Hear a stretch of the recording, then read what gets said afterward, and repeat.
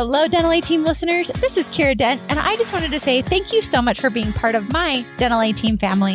I seriously love doing this podcast. I thought I was going to hate it, and I love it. I love it so much because I get to connect with you. I get to hear how this podcast is helping you and your practice be better. So if you have loved this podcast and you are willing to share, I would greatly appreciate if you'll share with your friends, if you'll leave us a review, if you'll give us 5 stars, anything you can do. Just like you guys grow your practices, we're trying to grow this podcast to positively impact the world of dental. This is how we get to grow our Dental A Team family. Thank you so much for listening. I hope you enjoy the show.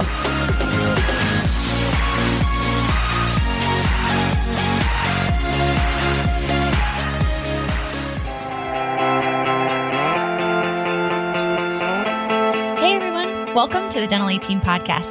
We're your hosts, Kiera Dent and Dr. Mark Costas. Mark and I had this crazy idea that maybe we could combine a dentist and a team member's perspective because let's face it, dentistry can be a challenging profession with those two perspectives.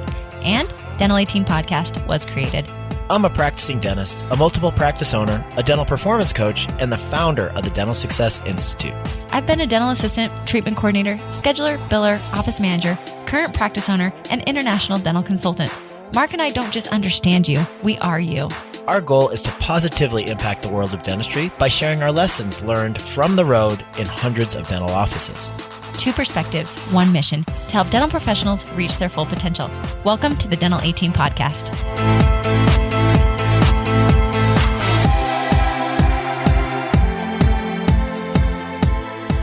Hello, Dental A Team listeners. This is Kiera, and you guys. All right, I travel the world a lot, and I see lots of different offices, and there are some office managers, regional managers that literally blow my mind away. And I am so excited to introduce to you one of those people that's one of my heroes, someone that I'm just impressed by her efficiency, the way she's able to just manage multiple locations. And she does it with a smile on her face. She's got a great attitude about it. Plus, she manages tons of doctors. So she's a very, very, very impressive regional. I feel like regional is not even a great title. Like it doesn't feel like it fulfills who she really is. So I'm super jazzed to bring her on. Her name is Jennifer Abshier. She works in Omaha, Nebraska. She's got 4 locations, and I'm super jazzed. So Jennifer, and not to mention, I don't want to forget this part. She is one of my diehard Dental A Team groupie listeners. She will send me pictures of her at the gym listening. Like, I can't thank you enough. So Jennifer, thanks for being on the podcast. Thanks for listening to the podcast. And girl, I can't even wait. So tell us about you. Welcome to the show, Miss Jennifer. Wow, that was quite the intro. I will tell you, I'm not even sure this podcast is going to live up to that intro. Don't even start there. You are so fantastic. I can't even wait. Oh my gosh. Well, thank you. That was that's one of the sweetest things anybody has ever probably said about me. So that is phenomenal. Thank you so much. And thanks for having me on today. This is fantastic. And hang on, before she even dives into this, you guys, she is the podcaster who sent me a typed up Word doc of like, hey, I've got this. Like, I am on top. I'm like, girl, you are just on fire in every single zone of your life. Like, I'm so impressed. Well, probably not every zone, but type A for sure. I like to be organized. I like to be prepared. So I like it. Anyway, so tell us a little bit about yourself. How did you get into dentistry? Let's hear a little bit of your story. You bet. So I actually started a lot like you. I started as a dental assistant, loved it. I was brand spanking new. I walked into this practice with a brand spanking new business owner. So we had 2 operatories. I was the 3rd employee, actually the 2nd full-time employee, the 3rd employee though total. Mm-hmm. And I really clicked with this guy. Dr. Samuelson, he had a vision for, I think, what he wanted to do with his practice. I don't think he even was thinking group practice at the time. He just wanted to create a really cool practice that would treat people fantastically, like he wanted to make sure that we were doing the right thing by the patient. So I heard that from day one. Whatever's best for the patient, we're going to do it. I love Stay that. till 8:00 at night, we're going to do it. If we're going to come in, can you come in early? Absolutely. We're doing it. So I was committed from the get-go. And I really just kind of saw what he wanted to do. And I wanted to be a part of it. I love that. He's an amazing man. He is an amazing man. Yeah. And then over the years, we started acquiring associates. And then those associates decided they would buy in. And, we kept we got Dr. Pendley. Dr. Pendley was a great guy. We loved him and we wanted him to be a part of us forever. So we dated for a long time and then we asked him to marry us and he said yes. So we continued to kind of acquire some business partners. And then we started to decide we need more space. And space wasn't an issue where we're at here at our main location. So the next step is to build another office. Let's do it. We had no idea of what we were doing. We focused a lot on the aesthetics of the place, and it's a beautiful office. Village Point, you've been there. I have. I've been. They're so pretty. You guys do a very good job with branding and similarities between the locations. Phenomenal job with that. And that's really come over time, though. It wasn't something that we started at. We kind of just, okay, let's build a practice and let's start another office. Let's staff it. I think that's how all great ideas start, though. Like, we have no clue what we're doing. Let's just go do it. We really didn't. And it wasn't because, I don't know, we just didn't know any different. We were kind of like adolescents. We were just basically doing the best we can and making it work and putting out fires as we went. And I think now we're to the point, we have 4 offices. Now we're to the point where we get it. We have to have a plan first. Right. We have to get organized. We have to kind of map things out, just get a vision. Where do we want to go? What are we doing? What do we want to do? What do we want our staff to look like? What do we want our patient base to even look like? So it's just something we're continually working on. There's so many things I have on that, what you just shared of you came from working in the back office, which makes a lot of sense, growing, evolving. I will not say that you have to know the back office to be an exceptional leader of a team, but I do find that when you are, it helps a lot because you understand the back office. And I also have found that people don't tell me they can't do something as often because I'm like, actually, I know you can. I personally know you can. But I love it feels like the whole progress of your story, jump in, you're the dental assistant, you want to be with this for a long time, you grow, you make a bigger practice, and just like lots of other people, it's like, hey, we can do this in another location. So we do that in another location. Most people don't have a great plan unless they've been coached to have a great plan. Right. And then you just build that. And then you're like, hey, we could do another one. And then you're like, holy moly, we have to have a plan. Like, put the pause on. Where are we headed? I've got too many people going in too many different directions. I have got to get organized on this. And I just feel like I can relate with you because I was there with you. I understand that. And you're like, oh my gosh, this is getting out of control. And it can be a beautifully tamed like fire in a fireplace, or it can be a raging wildfire on you very quickly with that many people operating in your organization. So nicely done. Let's talk about some of the advantages, disadvantages of multiple practices, because I think this is a topic so many people want to hear about. And I will say, for those of you who have solo practices, you don't think that you need to have your systems tight before you buy your next one. But I will say, get tight systems day one. And I'm sure, Jennifer, you'll relate with me. Get them tight in that day one, thinking of the bigger location if that's where you want to go, because I think it's much easier. But I also think life will give you some experiences to kind of encourage that behavior long term. Absolutely. Absolutely. I mean, you have to, and we know this now. I mean, look, in hindsight, gosh, if we would have done this 15 years ago, who knows what we would have done. But, we know what we know now, and we're moving forward, and we're able to, kind of get those systems screwed down. And I will say, systems are something we constantly work on. Kiera, you know that when you come and visit our office, that's usually one of the top of my lists of things to have you help us hone in on is getting our systems tight and consistent. Consistency is huge when you have multiple, we think of our practice as actually one big office with 4 long hallways. We want it to be the same.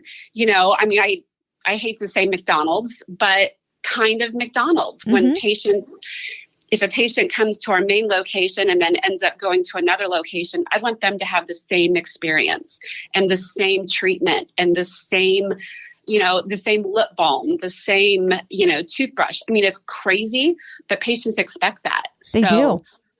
People So will that's leave off very, of very important inconsistency. to us. I don't think it's Absolutely. I don't think it's crazy, but it's like if you go into McDonald's, you know you're going to get McDonald's. Like that's what you're going for.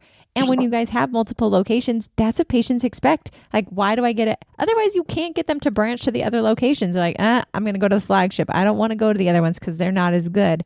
And to me, I feel like no. Everything I build is that good. But I agree, Yep. and I will comment. You guys have fantastic lip balm. I always love your lip balm. I always snag one. Like there's the grape flavor. There's the the grape one's by far my favorite. I usually snag that every time I'm there.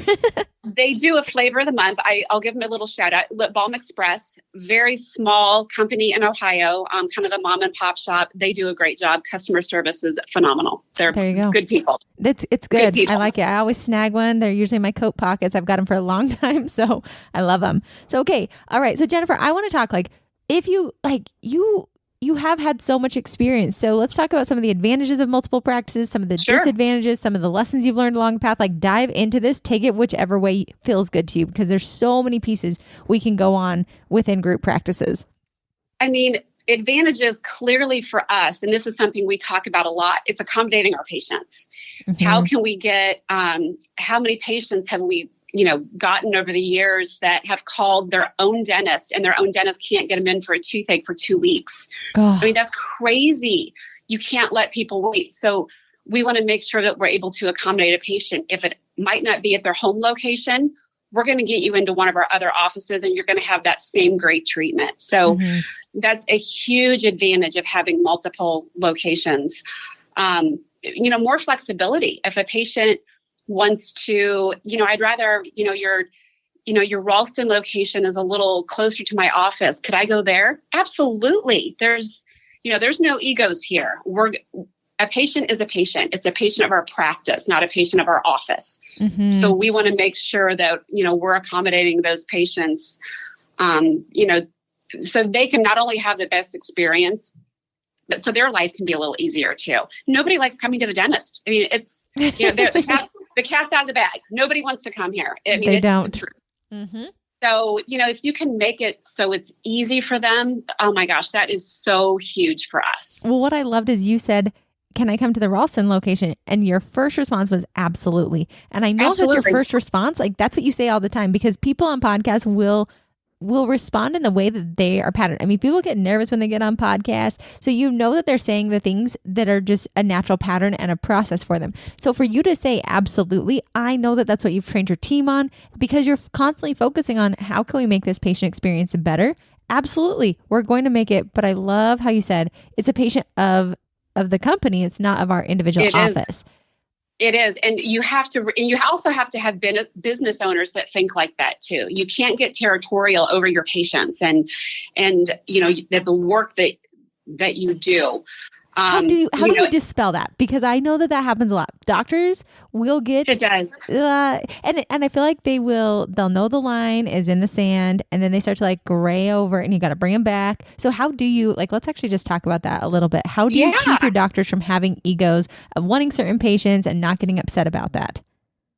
One of the reasons why I've been here as long as I have been is I work for phenomenal gentlemen. I mean, they're the kindest, just the kindest, nicest gentlemen ever. And they just want to do a good job for their patients. And they get it that sometimes maybe a patient doesn't gel with them. It's all good. So they're able to kind of put their egos aside and say, let's get you in the hands of somebody else. Let's get you in the hands of, Dr. Snow. One of the associates even is, that's cool. Mm-hmm. But we also have, we have dentists that just kind of do different things. Dr. Samuelson is a fantastic cosmetic dentist. He does a lot of our veneers and anterior cases. Dr. Demon does a lot of implants. So he's the one that, maybe Dr. Samuelson will refer his implant cases to. So we're able to also act as our own referral source. So we're not referring people out of the practice. We're keeping our patients here. They're familiar with us. They're not as familiar with the oral surgeon. That's just a whole nother layer of complexity if, you have to send a patient out. So if you don't have to do that, what a bonus for your patients. I agree. I totally agree. And I like that you said that. I feel like the vibe I got on my side was it feels like it's a team feel of, hey, like we're going to just like whomever can play in whichever part, we're going to send our patient there because that'll be the best experience. It's not, I mean, if I can't do implants or I can't do this procedure, why do I want to keep them in? That's not what's best for the patient, and it's not best for, I shouldn't be holding on to them. So I love, and it sounds like you just constantly are talking that talk, and you're creating that culture. So it just becomes more consistent amongst the whole teams to always have that mindset. Of course, we have to keep those egos in check. I know we tend to go that way just as human nature, but I love that you said that. And, and it's something that we talk about. It's kind of funny that we're even talking about this. It's actually on our whiteboard in the back for our level 10 meetings. We're trying to figure out how best. There's such a lag with implant scheduling because there's so much time in between appointments. We're trying to come up with a better system to make sure that implant crown gets back to that referring dentist, because we've had some patients who have just stayed with the doctor that did the implant. So, gotcha. It's something that we talk about. Were there hard feelings? There may have been. We might have had a couple doctors that were like, ooh, I would have really liked to have gotten that implant crown back. But it's just something you've got to lay out on the table and talk about. And, and our guys are really receptive to that. And that's so helpful. It also sounds like you do a great job with communication and having expectations just from that example right there. Like put it on the table. Yep, that's I would love to get that implant crown back. But reality is we're going to have some upsets. We're going to have some things that don't go as perfectly, but we're going to do the best. And if 90% or 80% of our practice is going really, really well, let's give ourselves a little bit of space to allow those issues to come up that don't hinder us and destroy us. We just realize that that's part of doing business, and we try and be better each time. Absolutely. We're not perfect. We're just trying to get there. Oh, I like it. Okay. So you've talked about advantages have been that you can get patients in very quickly, that you can accommodate patients better, and also acting as your own referral source. You kind of went into that with the doctors of being able to refer amongst all of them. I love those. Those are such fantastic ones. Were there any others before you move into some of the challenges with owning practices? Because I think that's really beneficial to think that you can do all those things within a group practice. We have, different, I call them team advantages, because, we have different opportunities here that maybe a small practice necessarily wouldn't have. Sure.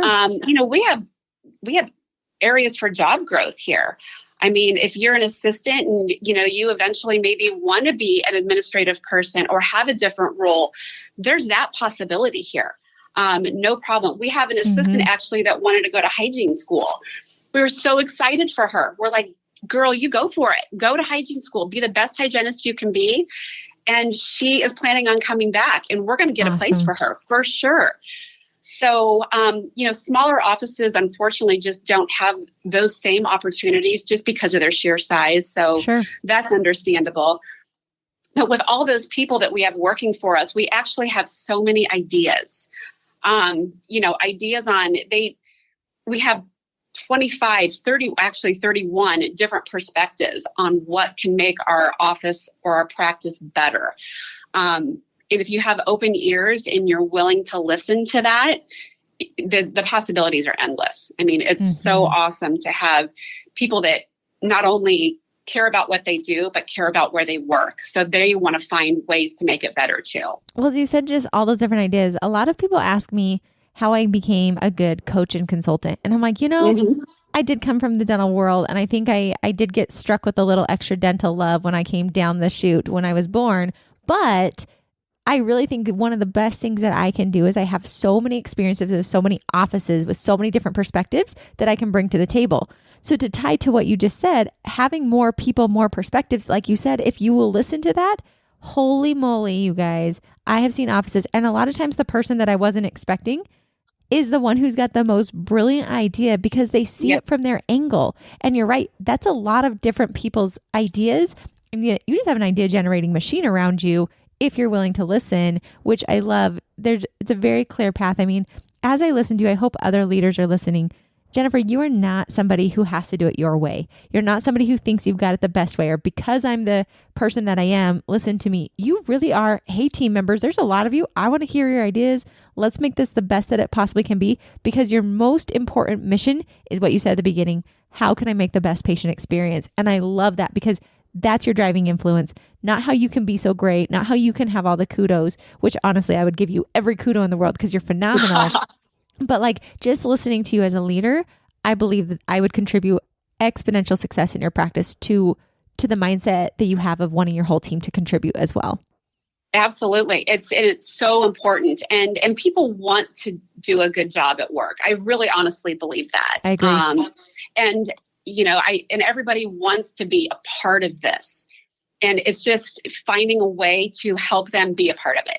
And if we can do that, then we've been successful with our team for sure. Mm-hmm. I agree. And those are some really good team advantages you point out, because a lot of times I think of group practices just from the owner standpoint, that you have, there's lots of potential for the owners and for our patients. But I love that you tied in that there are team advantages to this as well. Absolutely. And we, obviously there's more revenue. So, we do have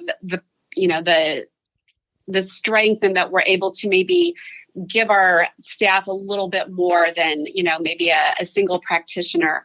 And that's awesome that we just actually, we're celebrating our 13th year as the first place best family dentist in Omaha. That's amazing. And this is quite the big deal in our little town.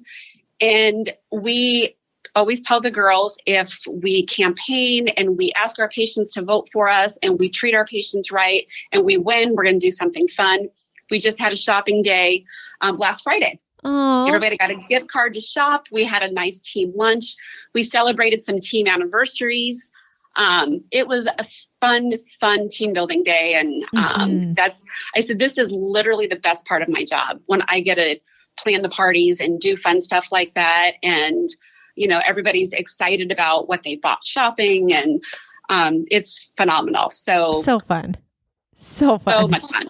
I love that. And you're right. A bigger practice allows for bigger opportunities a lot of times if the practice is run properly. Sometimes it can sink you.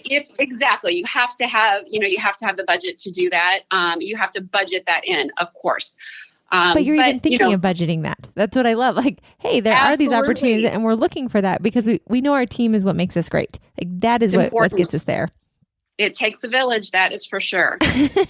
Okay. So I'm sure, as you were mentioning team advantages, I'm sure there are some pieces of having that many opinions that might also create a little chaos. So how do you navigate team members? Because I know you want to accommodate everybody. How do you make the decision of, I'm trying to think of how to say this.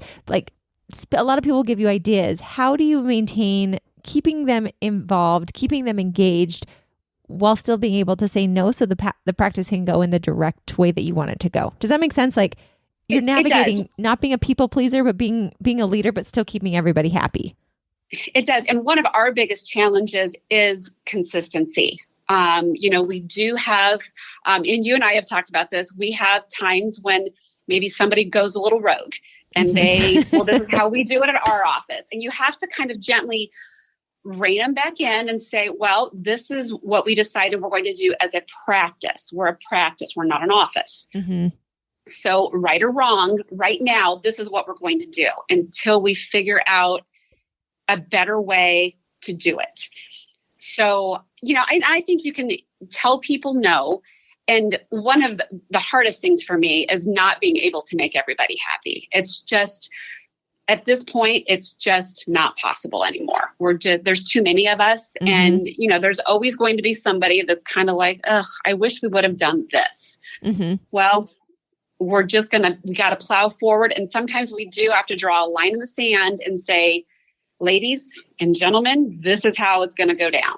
And right or wrong, we just have to kind of defer to the owners, and this is what they want, and we're going to make it happen. I like that. I like that you are willing to say right or wrong, this is what we're doing, because a lot of times, no matter how much we want to please people, a lot of times they're just looking for direction. And they're not yes, of course, they might grumble a little bit, but then they get on board because there's direction and we made a decision instead of it being this vacillating, well, we don't know and we're taking forever. It's like, no, just make a decision, right or wrong. This is where we're going, and teams can follow that. So I love that's what I was curious, like, how do you navigate that? But it sounds like we're going to accommodate as many people as possible, listen to your ideas, but we're going to make a decision, right or wrong. This is what we're going to try until we can find a better way to do it. And I'll tell you, I've had times when our, minds were changed about things. We just did all new scrubs. So we wanted to go with a different color. And I'm like, I'm kind of nervous about this. I don't know. We're going to have people that hate it. This is what these girls of ours wear every day. So it's a big deal, right? This is it's fashion. It's women. Come on. So, but we hit it out of the park. We found something that everybody loves. But it's tough because we want everybody to feel good about the decisions that we make. And we want to make decisions quickly. But unfortunately, when you have, multiple locations and a larger team, sometimes things don't happen real fast. And that's tough for your team to sometimes wrap their brain around. Like, why can't you guys just make a decision? Well, a little bit more goes into it than just saying a yes or no sometimes. Correct. So it's, and that's a hard one for me. And I think as I kind of, and you know this about me, I like to check things off and move on. Let's get it done and move on. Done and move on. But sometimes that's not possible. So you just keep it on your whiteboard and you keep talking about it. Yep, I agree. And what I think I found also, and I'm curious your thoughts on this, I think the bigger you get, the more simple your processes become and the less all around the map you go. So, in smaller practices, I like trying 1,000 different ideas and this is constantly evolving and like they have lots and lots and lots of systems. But I found that as you get bigger and bigger and bigger, you simplify those processes and you're constantly working instead of making more and more systems. How do we simplify and make efficiencies with the systems we already have completely to make it more simple and streamlined across the board? It's tough. And actually you told me something that I really took to heart, and sometimes done is better than perfect. Yes. And that is huge for me, because you want everything to be perfect, and it's sometimes just not a possibility, in a group practice. So, and you can't keep always looking for the next best thing, the next best idea, the next best. Sometimes you do have to kind of stick with what you know and just put it into play and just let it work for a while. If it stops working, that's when you need to, maybe start looking for a different idea, like a patient communication system or, software, X-ray. Anything like that. We have to be so careful that we're just not changing things to change them, because it's quite the process to change anything here. And I'm sure, to tie into that, things are changing, but communicating to a team that big, I know when I had a large team, I would think I told everybody and I was like, high five, Kiera, you did it. And then I'm like, shoot, I forgot Sarah. Like I didn't mean to, but there's always someone who's missing or there's someone who's not getting that communication. Let's talk about communication in multiple practices. Oh my gosh. Talk about a work in progress. Email is a beautiful thing. So you really have to kind of stick with your org chart and you have to have a solid one. So I can communicate, Jody. Jody's our, we call her our operations administrator. She's just kind of boots on the ground at all the offices. She's amazing. She is an amazing person. She loves this practice as much as I do. So I literally would trust her with my life because she is just an amazing person. But we just have to have an org chart of, it's communicated to the doctors, to me, from me to Jody, from Jody to the team. And you really have to work at it. It's just, I double and triple check lists to make sure I didn't forget anybody, because there's nothing worse than being that one person that everybody forgot. Oh, awful. Sorry, Sarah. We forgot you again and again and again. Yeah. Your Christmas bonus. Yeah. Nope. Not this year. Yep. Sorry, girl. Yeah. So it's, and just talking with the group. I used to always think I needed to have my nose in a bunch of papers or in the software or in the reports, but it's also really, really important just to talk to your team. How's everything going? Just a quick, 2-3 minute. What's going on with you? How are your kids? Mm-hmm. How's your husband? How's work going? How's your patient base? Are you selling toothbrushes? Are you, what's going on with you? Mm-hmm. Ask your team about themselves. And it's amazing how much more that they'll open up to you. Sure. And that's very, very important. Well, you have to remember, I think when I had many, many, many employees, that sometimes they would become numbers. And that's so trashy to say. Yeah. I don't mean that in a bad way, but they literally was like, check them off the list. Like, okay, did I get this person, this person? That sometimes I forgot that they were human beings working alongside of me. And I was like, wait a second, I haven't talked to you in months. Like, how are you doing as a person? Not just as this number on my list of somebody I know that's on my team that I need to check off continually, make sure they got their payroll, make sure this, that they're a person as well. Absolutely. And I fall into the trap where if something's going really, really well at an office, yep, then I check it off my list, right? Mm-hmm. No need to go there. Well, that's so not true. That's actually when I do need to go there. I need to go there and just, what's going on? How's everything going? Everything's flowing really well. What are you guys doing that I can share with the other groups and, maybe help them run a little bit better? So important. So yes. I really carve time out now to do that. I like that. So Jennifer, you've got a lot of things. So we've talked about advantages, some disadvantages. How do you make this all work? What would you say if you're talking to somebody who's got group practices? What do you do that makes this work? Because I was thinking, like, as you were talking, I was like, how do you do one-on-ones? Like, how do you even do one-on-ones? Are you delegating to your office managers or people in place at each department, at each location? Like, how do you make all this work? And what would be a few, because I'm sure that's a huge question. So it would just be a few tips that you would offer to somebody in your shoes to help make this work and work really, really, really well. You really do have to have areas of responsibility for your leadership team. So it's a divide and conquer. You decide, I decide what I'm good at. And one of the things that I hate doing, I hate staffing. I hate figuring out who needs to go where, and so sick. And so that is something that Jody took over for me. And I tell her often, she's 10 times better at it than I am. Mm-hmm. She's amazing. She's able to effectively get people to where they need to go, make sure we're adequately staffed. We do have a lot of our team that goes back and forth between locations. So you have to divide and conquer. And you have to be humble. I mean, I'll never, ever, ever have it all figured out. And that's okay. It's fun to try to figure it out though. And mm-hmm. that's my goal, is to try to figure it out. And another thing is network, network with people. Find a great consultant like Kiera to come into your office, and she can tell you about all the other thousands of offices she's seen and something that might work for you, and be open to that. Mm-hmm. That's one of the ways that I've learned, I think the most, is just by networking with other office administrators and, business owners and practice owners.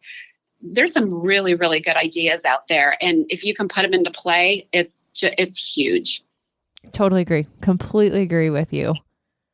And you have to make it fun. It's got to be, if it's not fun, then why are we doing this? Right? Like, mm-hmm. I spend a lot of time here, and I love coming to work every day, which is nuts. Some days more than others, right? It was 7 degrees this morning. 7. Oh, so no thanks. Did I love it this morning? Not that much, but I'm here now, and now I love it again. So it's, you have to love what you do. And that's actually one of the things that is on our core values is joy. We want to have joy being here, and we want to make sure that our team has joy coming to work as well. I like that so much. And I want to ask a question because this is me personally wanting to know, because I love what you just said, like so many nuggets, guys. I hope you took notes. I hope you listened to what she said, being humble, networking with people, like saying yes, making it fun. But I'm super curious, what do you do, Jennifer, personally, when it's not fun or when you have those stressful times? What do you personally do to make it fun for you again? Oh, wow. That's a good one. Thanks.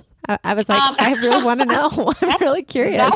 That's a hard one. You know, I'm a communicator, so I like to talk it out. I have great business owners that I feel completely comfortable with sitting down and saying, listen, this is awful, and I need you to help me work through this because I'm not sure how to handle it, or I'm not sure, I'm not sure what to do. We've all had those moments, right? Mm-hmm. But sometimes you need to take a break too. Sometimes, you just need to tap out. Don't check the email for the day. Don't check the messages for the day. Just tap out and just take a breath, because there is more out there than our careers. As important as they are to you. You do need time for yourself too, just to kind of recharge. And that's really, really important. That's smart. That's really smart, because I think so often our problems become mountains when they're really molehills, simply because we've been in it for so long and we haven't stepped away from it to get clarity and to get grounded again of what it really is. And that can suck a lot of the fun out of it. So, and don't sweat the small stuff, right? Mm-hmm. Like sometimes, like you said, sometimes your mountain is not really that big of a deal. And sometimes for me, just having somebody tell me that, it's going to be okay. It's fine. It'll be fine is really all I need to hear, and be like, okay, it's going to be fine. Right. So I'm not putting it in perspective, like put it in perspective. Yeah. Like, is this really going to matter in 1 year from now? And if so, fantastic. Like, let's dive into this. If not, let's let it go quickly, because those are the things that wrap us up that are urgent, but they're not important. They're really not important. We're just spending so much time, effort, and energy not solving them. And there's no reason to, because it's really not going to impact us in 1 year from now. Absolutely. Absolutely. So important. All right, Jennifer, you just dropped nugget after nugget after nugget, and I appreciate you being open and transparent. You've got lots of locations, and I'm still back to your visual of it is like one practice with 4 different hallways. And I think that that's such a beautiful imagery that you've done. You really tie it all together, and you're just fun. You make it fun. And you had a lot of people and pieces and ways to make it stressful, but yet you found ways to make it fun, to keep going back, to not sweat the small stuff, because as you grow, your problems become a lot bigger than they were when you were smaller. And important to really focus in on what's really moving the needle forward versus what's catching up in the whirlwind. So thank you. Absolutely. Thank you for dropping those nuggets. Thank you for being on the podcast with me. One of my dearest friends that I just love to see when I come out and see you. So thank you. Oh, thank you, Kiera. I appreciate it. It was fun. Absolutely. And we're going to get you back on the podcast. We're going to talk about your role specifically in the practice and what people like you could be doing as an example to other people. So can't wait to do that podcast with you. Sounds great. Alrighty, Dental A Team listeners. Thank you again, Jennifer. And thank you all for listening. And I'll catch you next time on the Dental A Team podcast. And that wraps it up for another episode of the Dental A Team podcast. Thank you so much for listening, and we'll talk to you next time.